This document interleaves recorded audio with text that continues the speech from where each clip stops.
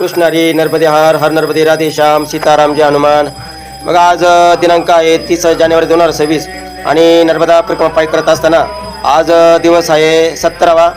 बघा खूप आज थंडी आहे आणि आज गुलाबी थंडीमध्ये आमचं प्रस्थान होते। ज्या गावातून ते गाव आहे बरबटी, तालुका शहापुरा आणि जिल्हा जबलपूर। बघा आता नर्मदा माहीत तटणीच रस्ता आहे आता किनाऱ्याने। आज दुपार भोजन आमचं सरसा घाट आहे आणि संध्याकाळी मुक्काम आमचा निमखेडा आहे। लगभग अंतर 25 ते 26 किलोमीटर आहे दिवसभराचं अंतर आणि पूर्ण आज तटानीच रस्ता आहे। काल पण तटानी रस्ता होता।